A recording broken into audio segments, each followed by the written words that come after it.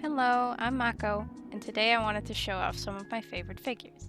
I have a lot of them though, so I've kept it to my top 10 favorites from my collection. It was honestly a little agonizing trying to rank them, as I love them all so much. I've based this ranking mainly on how well made a figure is, the quality, how it looks, but also just how much I care about the character itself. So, starting from the bottom and going up to the number 1 spot, let's get into it. Number 10 is a figure of Rin Hoshizora from Love Live. This is a 1/7 scale by Alter of her March outfit. She originally retailed for 15,800 yen and released in 2018. I bought her pre-owned from AmiAmi in 2021 for a little below retail. Her outfit is so cute and pretty. I love all the little details and the flower patterns everywhere. I love the colors so much too. The dark blue of her skirt looks really nice with the pastel pink of the rest of the outfit. Her base is quite simple, but it's really cute, and her long brown boots are very nice as well. And of course, her face is very cute. She's a great figure, and while she was a bit of an impulse purchase, I certainly don't regret it.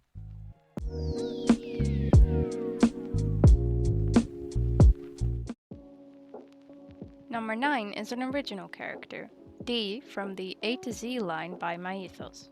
I think D stands for Dragoon, as that's written on her base, but yes, her name is D. The figure is a 1/7 scale, but is considerably larger than most of my other 1/7 scales, which is great since she was also one of the cheaper ones. She retailed for 12,500 yen, which I remember at the time was around 100 euros. She released in 2022, but it is quite a bit less now in euros. Nowadays, she hasn't gone up at all. She's mostly sold for retail price or lower, especially since the yen is worth less. She is based on this art by Neko. I really love her outfit. I'm a sucker for tech wear and also cute anime girls holding scary weapons. I love all the details. There's so many belts and buckles and bits and bobs. I also really love her face. Her expression seems soft but serious.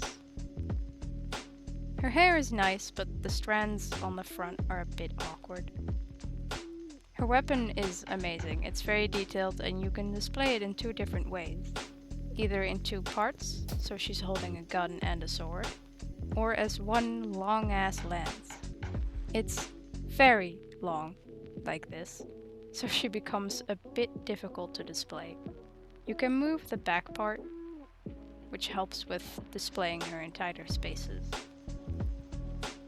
I think she's an amazing figure, especially for the price.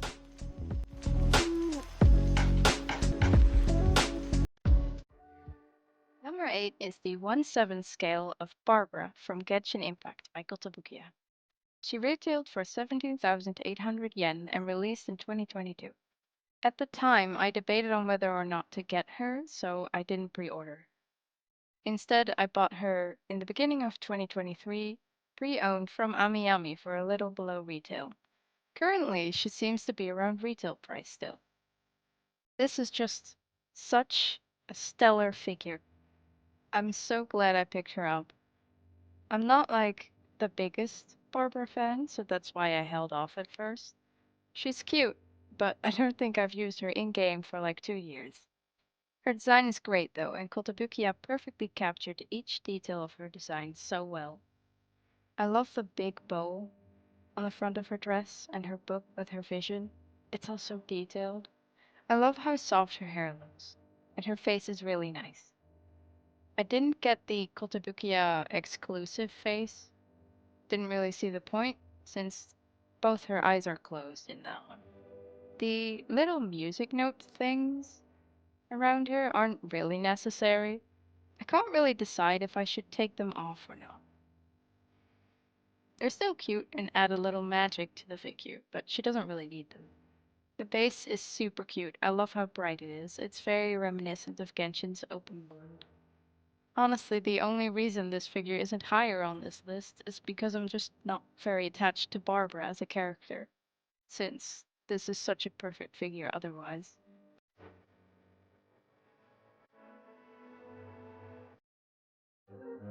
Number 7 is one of my holy grails that I finally got last year. Takanashi Rika from Love, Chunibyo, and Other Delusions is a character that is very dear to my heart. So when I saw this figure existed, I really wanted it. Unfortunately, she's become incredibly expensive in the aftermarket, and Kyoani figures tend not to get re-released. So I decided to buy her from someone on MFC, that is my figure collection, for quite a bit of money, as a birthday present to myself. She retailed for 12,700 yen and released in 2015. I'm not sure exactly how much that would have been in euros at the time, but my guess would be around 100. I ended up paying almost 250 euros for her, including shipping. She goes for crazier prices though, so 250 is actually surprisingly reasonable. Now, the figure itself is very nice. Great sculpt, great paintwork, the outfit is very cute. I like how it's not just a standard bunny outfit. Her face is just adorable. I love her pose. I love her hair. She comes with two faces, one with an eye patch and one without. I prefer the one without so you can see both of her eyes. Her base is, well, it's ugly. It's such a shame, since she's otherwise a really nice figure. Still, I have no regrets. I love bunny outfits, I love Rika. I had to have this figure.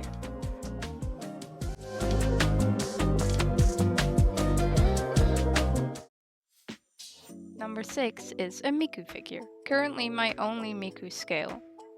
This is the Hatsune Miku with Solwa 1/7 scale by Good Smile Company. She retailed for 21,600 yen and released in 2023. Currently, I'm seeing her go for a lot new, but pre-owned she's around retail price. I've seen her on AmiAmi pre-owned for quite a bit less than what I paid, so that hurts a little. I don't regret pre-ordering her though, she is absolutely stunning. Solwa, I think, is a clothing brand or store, so I guess they might have been the inspiration for the outfit. I'm not sure. The outfit is great. The jacket is slightly transparent, which is a cool touch. I like how she holds the little bag to her face, and her face is absolutely stunning. But the biggest star here is, of course, her hair. I honestly can't believe nothing broke during transit. All the strands look so cool and interesting, like it's made of water or paint. Her base is this really cool metallic disc that's reflective. She is the centerpiece of my Miku collection.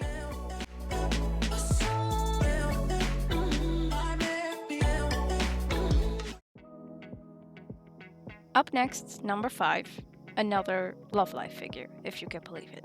And another Alter figure as well. This is the 1/7 scale of Yo Watanabe from Love Live Sunshine, who is my favorite Love Live character. She released quite recently and costs 25,800 yen, which is kind of a lot for 1/7 scale. I wasn't going to risk missing out on her though, so I pre-ordered her immediately. I honestly couldn't believe Alter was actually making a Yo scale. I had pretty much given up already when they announced it. Currently, she's on AmiAmi pre-owned for a little below retail. Also really delivered with her though. She is just absolutely stunning. As always, their detail work is just amazing. There's so many little things to look at. I also love the card they went with. The outfit fits Yo really well. Her face is amazing. She's so energetic, so typically Yo. Her base is similar to Rin's, a transparent one with some decals on it. Simple, but very nice. I can only hope she sold well enough that Alter actually continues to make the rest of the Sunshine Girls. They never finished the line that they started with, but I'm at least glad they decided to make a Yo. There's so many great All-Stars cards that would be amazing as scale figures, but with the death of the mobile games, who knows? I'm just glad to have this Yo.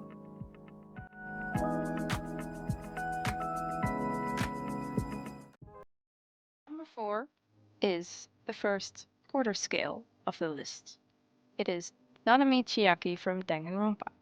This is the black bunny suit version that released last year. She retailed for 24,000 yen, the same as the original white version. She's currently on sale on Amiami, which hurts a little, since I paid full price for her. I had an eye on the original version for a while, but she was way too expensive in the aftermarket. They announced a bare leg version of Kirigiri, and I had expected them to do the same with Nanami, but instead they announced this one. I was very happy as I greatly prefer the tights version over bare legs, and I think the black colors still look really nice. Her face is my favorite part. The Danganronpa art style just looks really cool on such a big figure. I'm not the biggest fan of her hat, but I like the fluffy ears.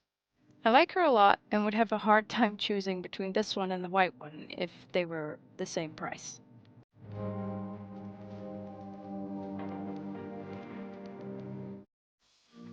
Number 3 is another quarter scale, and the most expensive figure in my collection. It's the B-style of Komi Shoko from Komi Can't Communicate by Freeing. She retailed for 35,000 yen and released last year. She was an exclusive, so she was only sold by a few stores, and her price was the same across all stores, so I ended up getting her from Goodsmell Global, because of their flat rate shipping fee. In case you're curious, her total price, with shipping and taxes, was 354 euros. Ouch. But it was Komi, so she was worth it. I love how freaking big she is. Of course 1/4 scales are big, but you don't really get it until you have one in your hands. I love her hair sculpt. It looks amazing. Her face is really nice. Her skin is beautifully shaded. Her legs are very beautiful, of course. She's just amazing all around. Her base is simple, a little boring, but the focus is on the figure, so it's fine. It's kinda huge, though, and gets very easily smudged. I had a really hard time determining whether Komi or the next figure was in second place, because they're both just so amazing. They're both characters that I love and are really well made, but in the end, I felt that the other one is a lot cuter, which I prefer over sexiness, and Komi is, of course, more sexy, though she's still very cute.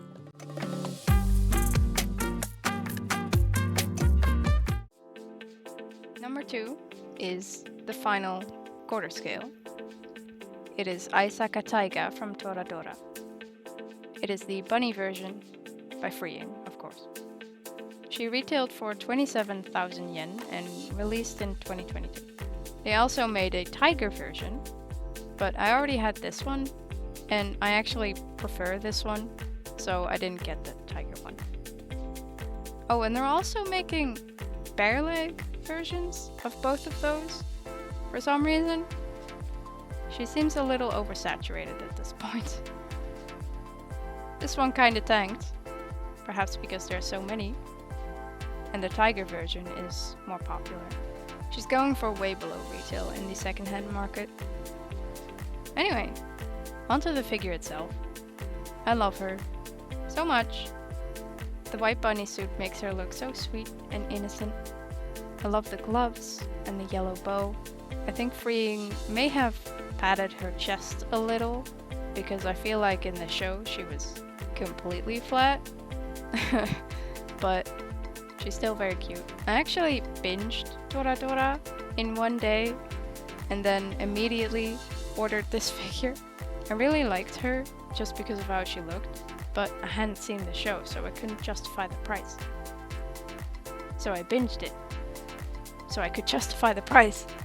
I'm glad I did though, because I loved the show, and I love Taiga.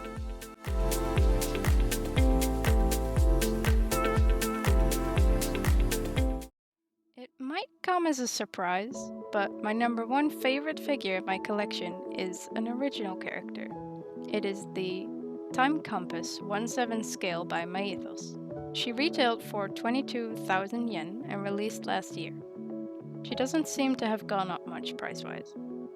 Her design is based on the equinoctial dial from the British Museum. It just makes her so unique. She doesn't even really feel like an anime figure.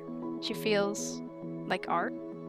She's a little small, which is a shame, but the entire composition is just so breathtaking, it more than makes up for it.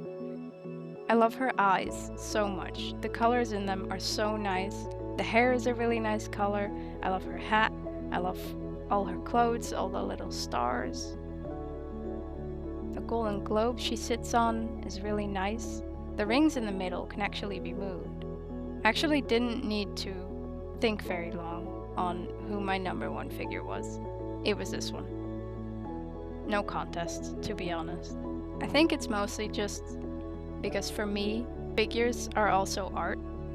Of course, if they're characters that I love, that's a huge bonus.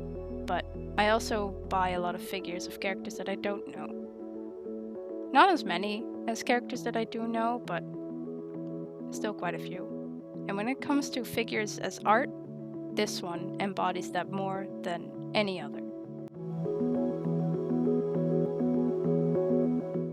If you've made it this far, thank you so much for listening to me ramble about these pieces of plastic that I love. I have so many more that I also love, and quite a few more on the way in the future that I hope to share with you eventually. Thank you for watching, and see you next time.